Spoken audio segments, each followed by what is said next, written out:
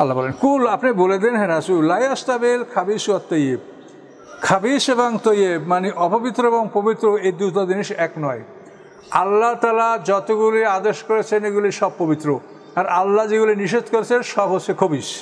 সোজা কথা, আল্লাহ যা আদেশ করেছেন এগুলি সবই পবিত্র, আর আল্লাহ যা নিষেধ করেছেন এগুলো সব হচ্ছে খবিস।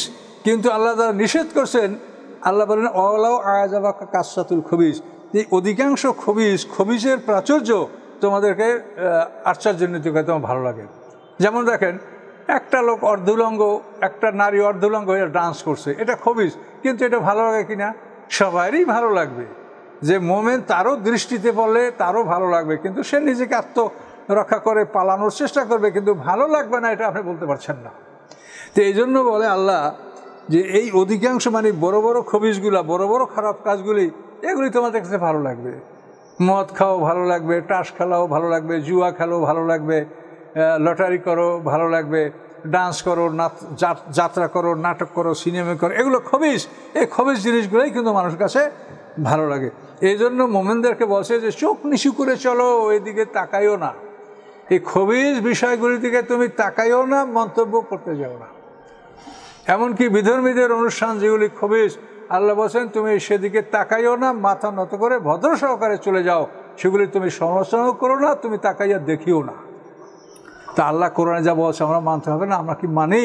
আমরা তো কোরআন মানছি না, এবং সবচেয়ে বড় কথা হলো যে কোরআন মানার আগে যে বুঝবো, আমরা কিন্তু এটা বুঝি না। এই বোঝার জন্যই চেষ্টা। আপনাদেরকে অনুরোধ, যারা আপনারা ভালো বোঝেন তারা ভালো বোঝাবার চেষ্টা করবেন, আর আমি নগণ্য মানুষ হিসেবে যা বুঝেছি তাই আমি বলার চেষ্টা করছি। আমার এই বলাটাই চূড়ান্ত না। আপনারা অনেক জ্ঞানী লোক, আরও ভালো করে বলবেন, আরও ভালো করে বুঝাবেন। আর আমার কথা হচ্ছে যে আমি যা জানি তাই বলার চেষ্টা করছি। এর মাধ্যমে হয়তো আল্লাহ তাআলা আমার গুনাহ মাফ করতে পারেন, আর এর থেকে একটা সওয়াব আমি লাভ করতে পারি যদি মানুষ উপকৃত হয় বা আপনারা উপকৃত হন, এটা আমার আশা। কিন্তু আমি আসলে যতখানি জ্ঞান অর্জন করা দরকার সেই জ্ঞান কিন্তু আমার নাই। সম্মানিত শুধু এখন আল্লাহ কি বললেন যে পবিত্র এবং অপবিত্র দুটো জিনিস সমান নয়, কিন্তু অপবিত্র বস্তুগুলি তোমাদেরকে অনেক ভালো লাগবে, অনেক তোমাদেরকে আনন্দ দিবে। আল্লাহ বলছেন ফাত্তাকুল্লাহ ইয়া উলিল আলবাব, হে জ্ঞানীরা তোমরা আল্লাহকে ভয় করো, লাআল্লাকুম তুফলিহুন, তাহলেই তোমরা জয়যুক্ত হবে। যদি পৃথিবীর খারাপ বস্তুগুলি শয়তান সুসজ্জিত করে রেখেছে, পৃথিবীর যত খারাপ অবৈধ বস্তু এগুলোই পৃথিবীর সবচাইতে সুন্দর মনে হয়, কিন্তু এগুলিকে শয়তানের কাজ হলো পৃথিবীর খারাপ বস্তুগুলি সুন্দর করে দেখানো এবং এই নগদ লাভ দেখানো, এবং পরিণামটা শয়তান সবসময় ভুলিয়ে রাখে। তুই ওকে খুন কর, তাহলে তোর প্রেমিকা ফ্রি হয়ে যাবে, ও ডিস্টার্ব করে, তুই ওকে খুন করে তুই একাই তাকে লাভ করবি, কিন্তু খুন করার পরে যে সে আজীবন জেলে যাবে বা ফাঁস হবে, শয়তান কিন্তু এটা তাকে একবারও স্মরণ করিয়ে দেয় না যে তুমি খুন করলে তোমারও খুন হবে, ফাঁস হবে। এটা কিন্তু শয়তান একবারও তাকে স্মরণ করিয়ে দেয় না। শুধু এই খারাপ দিকটা শয়তান তার কাছে সৌন্দর্য করে তুলে ধরে, আর মানুষ খারাপ কাজগুলি করে। আর আল্লাহ এবং আল্লাহর পক্ষ থেকে নবী রাসূলরা এই ভুলগুলি বুঝিয়ে দিচ্ছেন এবং স্মরণ করায় দিচ্ছেন। এই জন্য আল্লাহ বলেন যে রাসূলের কর্তব্য হলো শুধু এগুলি বুঝিয়ে বলা। এগুলো বুঝিয়ে বললেই, প্রত্যেকটা আয়াতের তাফসীর করলে, পুষাই দিলেই রাসূলের দায়িত্ব শেষ হয়ে গেল। এরপর তোমরা কে মুমিন হলে কি হলে না, এটা দেখার দায়িত্ব রাসূলের না, আল্লাহ এটা দেখবো আমি, এটা দেখার দায়িত্ব আমার।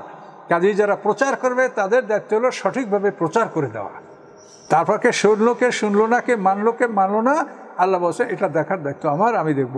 এটা খুব ভয়ঙ্কর কথা। আল্লাহর সামনে বিচারের সম্মুখীন হলে এবং সেদিন আমরা দোষী সাব্যস্ত হলে আমাদের কোনো ক্ষমতা থাকবে না যে আমরা সেদিন মুক্তি পাবো। তো এই জন্য পৃথিবীতে আল্লাহ তাআলা সব বিষয়গুলি আমাদেরকে স্পষ্ট করে বলে দিয়েছেন। এই পৃথিবীতেই আমরা সব ধরনের সমস্যার সমাধান করে নিতে পারবো, কিন্তু এখান থেকে পার হয়ে গেলে আমাদের আর কোনো সমস্যার সুযোগ থাকবে না, কোনো সমস্যার সমাধানের সুযোগ থাকবে না। কাজে এই পৃথিবীতে আল্লাহ এগুলো বলে দিয়েছেন, এই পৃথিবীতে বসেই আমরা সব সমস্যার সমাধান আমরা করে নিতে পারি, এবং এগুলো আমাদের করে নেওয়া উচিত। এই জন্য আল্লাহ বলছেন যে তিনি যেমন কঠিন শাস্তিদাতা, তিনি আবার গফুরুর রহিম।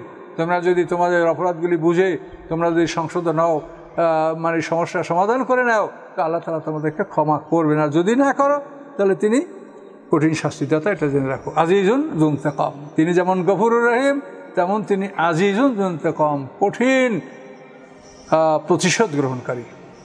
তো আমরা ইনশাল্লাহ আজকে এখানেই সমাপ্ত করছি। আবার ইনশাল্লাহ দেখা হবে আল্লাহ যদি ইচ্ছে করেন। আসসালামু আলাইকুম রহমতুল্লাহ বারাকাতুহু।